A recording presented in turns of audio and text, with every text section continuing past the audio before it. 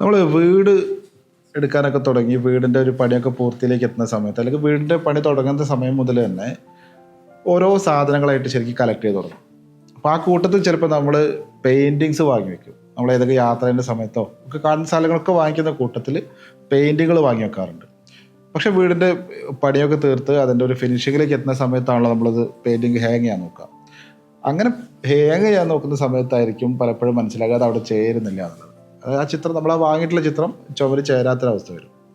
അപ്പോൾ അത് അങ്ങനെ ചേരാതെ വരുന്നത് കളർ തിയറി ശ്രദ്ധിക്കാത്തതുകൊണ്ടാണ്. ശരിക്കും നമ്മൾ മനഃപൂർവ്വം അല്ലെങ്കിലും കളർ തിയറിയും കൂടെ ശ്രദ്ധിച്ചുകൊണ്ടാണ് നമ്മൾ ഈ ഇൻറ്റീരിയറിന് ചേരുന്ന രീതിയിലാണ് പെയിൻറ്റിങ് സെലക്ട് ചെയ്യുന്നതെങ്കിൽ ആ ചേരാതെ വരില്ലല്ലോ.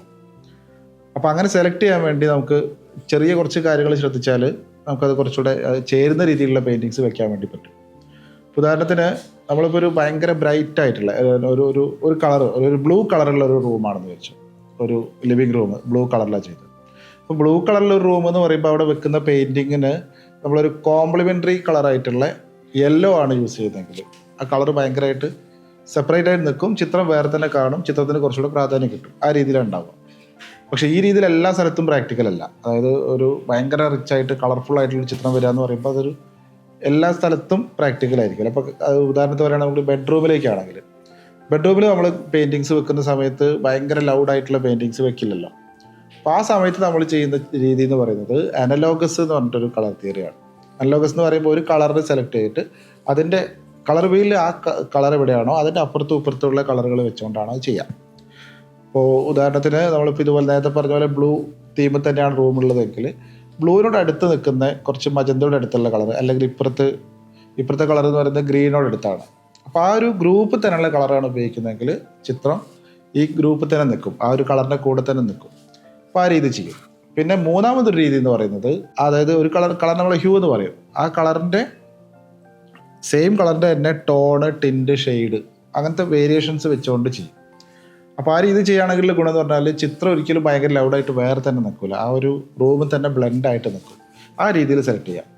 പിന്നെ ഒരു മാർഗ്ഗം എന്ന് പറയുന്നത് വളരെ സറ്റിലായിട്ട് കളേഴ്സ് യൂസ് ചെയ്യുക എന്നുള്ളതാണ്. ഇപ്പോൾ ഒരു മോഡേൺ കണ്ടംപററി വീടുകൾക്കൊക്കെ പറ്റുന്ന ഒരു സ്റ്റൈൽ അതാണ്. അതായത് അധികം കളറില്ലാതെ ഒരു ബേജ് കളർ അല്ലെങ്കിൽ ഒരു വളരെ ലൈറ്റായിട്ടുള്ള ബ്രൗൺ കളർ, പിന്നെ എർത്തി ബ്രൗൺ പോലത്തെ വളരെ സറ്റിലായിട്ട് കളേഴ്സ് ഉണ്ട്. ആ കളർ ഉപയോഗിച്ചുകൊണ്ട് ചെയ്യാറുണ്ട്. ഇപ്പോൾ എങ്ങനെ ചെയ്യുകയാണെങ്കിലും നമ്മളിപ്പോൾ ഒരു ചിത്രം സെലക്ട് ചെയ്യുക എന്ന് പറയുമ്പോൾ തിയറി മാത്രമല്ല, നമ്മളൊരു ഇഷ്ടവും നമുക്കത് എത്രത്തോളം നമുക്കത് ആസ്വദിക്കാൻ പറ്റുന്നുള്ളതാണ് ഏറ്റവും പ്രധാനം. അപ്പോൾ ഇത്രയേ ഉള്ളൂ. നമ്മളൊരു ചിത്രം സെലക്ട് ചെയ്യുന്ന സമയത്ത് അവിടുത്തെ ആർക്കിടെക്ചറായിട്ട് ചേർന്ന് നിൽക്കണം. ഭയങ്കര ലൗഡായിട്ടുള്ള ഒരു ഭയങ്കര റിച്ചായിട്ട് കളർഫുള്ളായിട്ട് നിൽക്കുന്ന റൂമാണെങ്കിൽ അവിടുത്തെ ചിത്രം എനിക്കൊന്ന് തോന്നുന്നു അതിൻ്റെ ഒരു ശ്രദ്ധ കിട്ടണമെങ്കിൽ ഒന്ന് കുറച്ച് വെക്കുന്നതായിരിക്കും നല്ലത്. അതിൻ്റെ ഒരു സാച്ചുറേഷൻ കുറഞ്ഞ ചിത്രങ്ങളായിരിക്കും അവിടെ നല്ലത്. സാച്ചുറേഷൻ കുറഞ്ഞ രീതിയിലാണ് ഇൻറ്റീരിയറെങ്കിൽ കുറച്ച് വേണമെങ്കിൽ ലൗഡായിട്ടുള്ള ഒരു ഇമേജ് യൂസ് ചെയ്യുന്നതുകൊണ്ട് തെറ്റില്ല. ഇതാണ് പ്രത്യേകിച്ച് ശ്രദ്ധിക്കാനുള്ള. ഇത്രയേ ഉള്ളൂ. നമ്മളെ മൂഡായിട്ട് കൂടുതൽ ചേരണം. ഒരു വീട്ടിൽ താമസിക്കുന്ന ആൾക്കാർക്ക് കൂടെ ഇഷ്ടവും താല്പര്യം തോന്നുന്ന ചിത്രങ്ങളായിരിക്കണം. അതേ സ്ഥാനത്ത് അതിൻ്റെ ഒരു ആർക്കിടെക്ചറിനെ ബോറാക്കാത്ത രീതിയിൽ അതിനോട് ചേരുന്ന രീതിയിലും കൂടി ആയിരിക്കാം. ഇതാണ് അതിൻ്റെ ഒരു ശ്രദ്ധിക്കേണ്ട കാര്യം എന്ന് പറയുന്നത്. അപ്പോൾ ഈ തരത്തിൽ ചിത്രങ്ങൾ സെലക്ട് ചെയ്യാൻ വേണ്ടി ശരിക്കും നമുക്ക് സപ്പോർട്ട് ചെയ്യാൻ വേണ്ടി പറ്റും. ആത്മയ്ക്ക് അതുപോലെ നമുക്ക് സപ്പോർട്ട് ചെയ്യാൻ പറ്റും. ഇപ്പോൾ ഒരു സൈറ്റ് വിസിറ്റ് ചെയ്തിട്ടോ അല്ലെങ്കിൽ അതിൻ്റെ 3D ഇമേജുകൾ കണ്ടിട്ടോ നമുക്കത് സജസ്റ്റ് ചെയ്യാൻ പറ്റും. ഏത് തരത്തിലുള്ള ചിത്രങ്ങളായിരിക്കും പറ്റുക, അല്ലെങ്കിൽ ഏത് കളർ പാറ്റേണുള്ള ചിത്രങ്ങളായിരിക്കും പറ്റുക, ഏത് സൈസിലായിരിക്കും വെക്കാൻ പറ്റുക എന്നുള്ളതൊക്കെ നമുക്ക് ഇതുപോലെ കൺസൾട്ട് ചെയ്യാൻ പറ്റില്ല, നമുക്ക് സജസ്റ്റ് ചെയ്യാൻ വേണ്ടി പറ്റും.